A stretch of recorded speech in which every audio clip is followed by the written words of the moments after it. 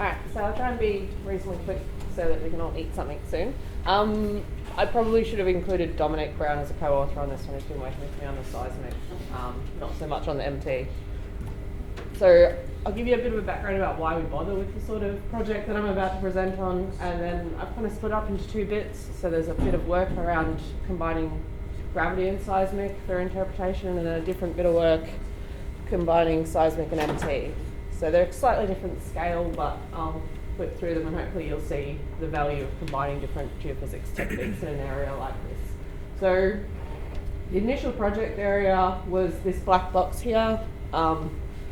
We're just to the southern end of the Mount Isa inlier in the hashed area, and really a fundamental reason for doing this work is that if you look at the mineral deposits that have been found, and then you look at the extent of the outcrop, it's pretty much a one-to-one relationship. So we're actually not doing a very good job, especially to the south of Mount Isa. We're doing a bit better job up into the east, but to the south we're doing a really bad job of trying to find deposits undercover, despite the fact that it should be within explorable depth. So it's the depth debasement from the older FrogTech Oz sea base. So there should be quite an area of shallow cover to the south of Mount Isa, but we're not finding anything. So why is that? So if we think about the things that have been identified as helping success in undercover areas, there's been the uncover ethos, which has been floating around for a number of years now, highlighted 4 different aspects that should help us find deposits undercover. And primarily it's about characterising cover and understanding deep structure, and then understanding 4D evolution of those areas and looking for distal footprints. So the work that I've been doing is really thinking about lithospheric architecture, a little bit of characterising cover, which is a different project. If you're interested in that one, come talk to me. But really at a big scale picture, try to understand the fundamental structures of the southern part of Mount Isa. So this area here was the original project area. We actually extended it significantly to the east because we've got seismic there, so it gives us a bit of data that lures us into making a broader interpretation rather than just focusing in the west. So broadly, there's a really strong north-south trend in the magnetic data, which I'm sure most people are familiar with. There's the major deposits at Mount Isa and George Fisher, and then if you continue that magnetic strike all the way down to the south in our project area, notionally we're a long strike from these deposits. So we should expect some sort of similarity, but as you saw, we haven't found anything. So are we a long strike? Maybe that's something that's not quite true. And then the other thing is in black, there's an interpretation of some major crustal boundaries. So we should potentially be near the western margin of the Mount Isa province in this project area, and then the extended project area to the east should be counted the eastern margin of Mount Isa. So we should be able to see the full breadth of Mount Isa in this project area and try to understand those boundaries. So these are the 2 data sets that I had. So there's a magnetotelluric data set and deep crustal seismic data as well. So they're both recently acquired. They've been acquired in 2015, 2016 with some partners at Geoscience Australia, but they should give us a framework for trying to better understand what's going on in the area. So as Karen mentioned, there are a couple of different interpretations. So if we look to the north of the project area along M6, there's kind of 2 primary interpretations. There's this one here that's was produced by Russell Korsch and others that shows a really significant east dipping feature that comes from here and then just continues across all the way past where the interpreted terrain boundary is, indicating that there's actually not really any difference to the east. And then some sort of difference here. There's some interpreted terrain boundary here by these guys. And then this is the competing interpretation. This is by Betts and others. And these guys have identified the 2 terrain boundaries that are from the line where fascios were full, and they're saying that this is Mount Isa, and this part here is something more related to Tennant Creek, and this part over here is the normal terrain that's being discussed by Karen. So do we have one terrain boundary? Do we have two terrain boundaries? It's really not very clear from the current interpretation. So it bears a bit of looking at. And then the other thing is we're actually reasonably far south of these interpretations. So how far can we extend our understanding from outcrop down into this undercover area? And is there some sort of control about the spatial extent of Mount Isa rocks as a result of these boundaries?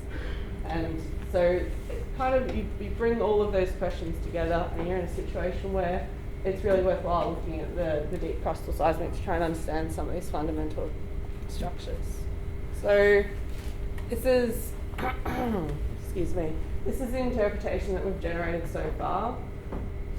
It's not just a seismic interpretation. So the way this was constructed is initially there was line work drawn on the seismic, and then this is a gravity model that attributes these seismic blocks with density values. So I've coloured them up by density, so you can see that I'm not doing anything too funky with my density values to try and fit the gravity. And to a first order, it's quite a good fit. So I've marked out the major faults so that we can try and orient ourselves. And I'll step through this in 3 pieces in a bit more detail. So if we look at the very eastern end of the line, there's actually quite a fundamental difference in both the seismic character and the density model at this end. And we see a really unreflective lower crust. So this is the cork fault here, and this block of unreflective crust sits just to the west of the cork fault and underlies quite a strongly reflective mid-crustal piece. So if we look at where we are compared to the suture, the suture, which is the structure that bounds the normal terrain, we've actually got the normal terrain skin in here, and some sort of strange non-reflective crust a bit further to the east. So this has been picked up on the CF1 line as well, but there's not really a good feeling about what this might be. And then there's also some indication that this deep crustal structure, the cork fault here, is actually involved in some of the more recent basin sedimentation. So these are Mesozoic basins sitting on top. So that's potentially of interest. So right through the guts of the seismic, this feature here is notionally the location of the future suture, which separates this highly reflective normal terrain from stuff that's more Mount Isa. So this is the area in, no, you can't see that. This area in here is where Karen's been working, a bit further north. So the structures that we're seeing down here in the south are really strikingly the same as what's going on further north, at least in this part of the line. And then as you go further west, you have a reversal in all your fault orientations, which is consistent with a lot of the previous interpretations. And then you can just see there's just a little bit of hint of some thickening of the moho in this part of the line. But fundamentally, we don't really see anything that looks like this previous interpretation. We don't have some sort of large east dipping controlling structure that underlies all of the eastern succession. Instead, we've got a large west dipping feature that everything else seems to sit on top of. And then if we think about stepping a little bit further west again, so this is from the central part of the seismic line all the way to the western end. So there's actually quite a large piece of thickened crust that sits in here. And I'm not just making it up, I promise, it is on the seismic as well.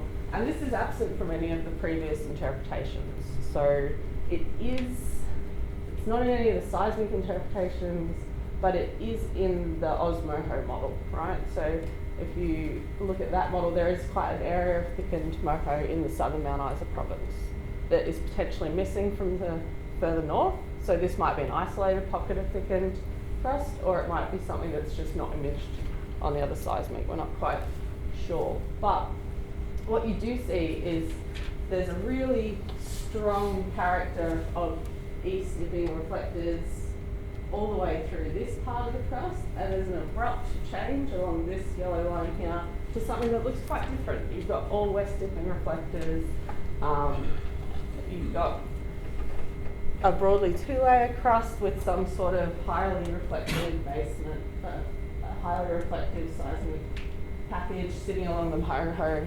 It looks like it's been deflected up along this abrupt change in crustal character, but if we think about the potential terrain boundary, which has been identified here as potentially the western edge of the Mount Isa province, there's not really any significant change through here that you would say, yes, that's the edge of Mount Isa. It looks to be quite continuous across into the Northern Territory. But there is a different location, which is here, where there is some sort of fundamental change in character. So that's kind of where the seismic interpretation is at the moment. We're still working through exactly what all those bits of the puzzle mean in terms of a single coherent story. It's going to take a little bit of unravelling, I suspect. So what I wanted to do is zoom in on a slightly more detailed study. So this is related, but at a different sort of scale. So I've spent quite a lot of time working with this magnetotelluric dataset, and it has some additional insight that can aid with the seismic story in the west.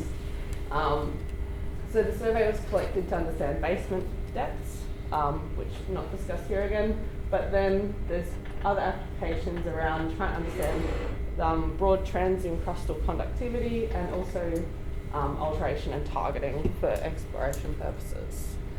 So again, if you want any details about how this modelling was done, come and talk to me, but this is a slice out of a 3D model that runs through this part of the MT data, and what I've done is I've projected it along strike, so this is electrical strike rather than geological strike, so it's a much better way of dealing with electrical data.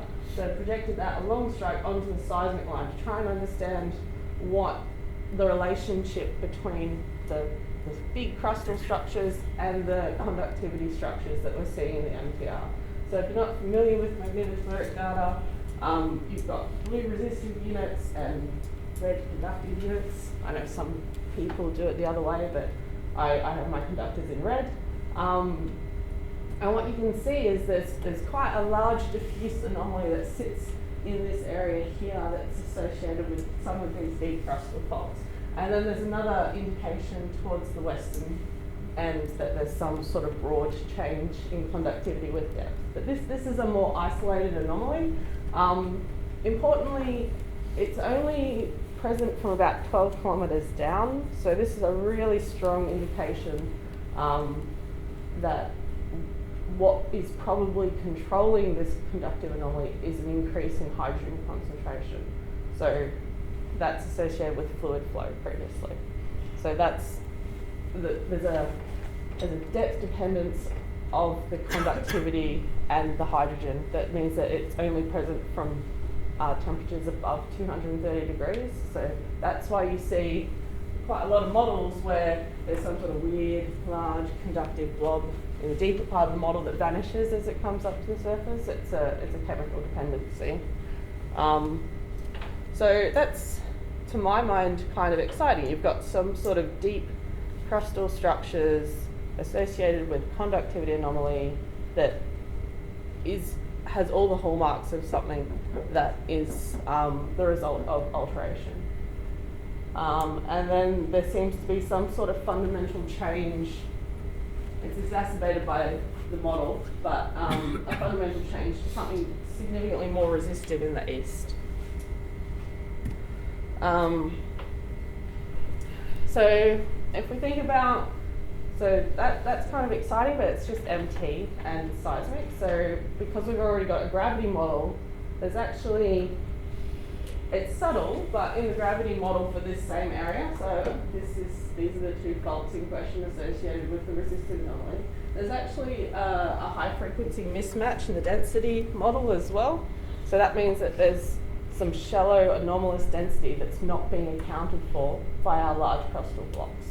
And then on top of that, there's the seismic. If I zoom in, this highly reflective package here is thought to be an equivalent of the ECV, Eastern Creek Volcanic Unit. So if you pull all of these bits and pieces together, initially it doesn't seem that exciting. You've got some weird blobs in MT, you've got some deep structures that don't mean anything in a gravity model that might be interesting. But by pulling all these bits and pieces together, you end up with a story that maybe there's some alteration that's led to an increase in density along some of these faults. Maybe they're tapping deep structures, and then there's some Eastern Creek volcanics in the shallow area. So by combining all these bits together, you end up with a story that's maybe a bit more exciting than it otherwise would be. And then, because we've got additional MT data, there's a bit of scope to look at some of the broader electrical trends, the same way we look at some of the broader seismic trends. So it's a bit patchy, so this is that same section out of the model from down here. And then across the Mount Isa inlier, so I should put more locations on. So this is actually the data set around Ernest Henry. So we've got pretty much most of the guts of the Mount Isa inlier to the north of the project area. And there seems to be some broad trend here about through the central area, we've got quite a resistive set of crust. And then in the east, we're very, very conductive. And then there's a hint that as we go further west, we might be getting into something a bit more conductive again. So there's some work done in South Australia that suggests that in the interior of big Archean cratons are actually very resistive, and then Proterozoic belts around the margins are much more conductive. So there's a hint that maybe something like that's going on here, but we need more data. So Auslan will help us understand these trends a bit better. So quickly wrapping up, what I'm trying to show is when we're dealing with poorly understood terrains, it's not really going to help us to look at any one data set in isolation. It's only by combining different data sets in the geophysical space that we have some hope of understanding what might be going on. The seismic is very consistent in the eastern part with what's going on further to north, but down through the central area around the Pilgrim Fault, we've actually seen something very different in the southern part of the Mount Isa inlier to anything that's been known about further north. So there's some work to be done about what that means. But the Gija Suture does seem to be a continuation of what's going on further to the north.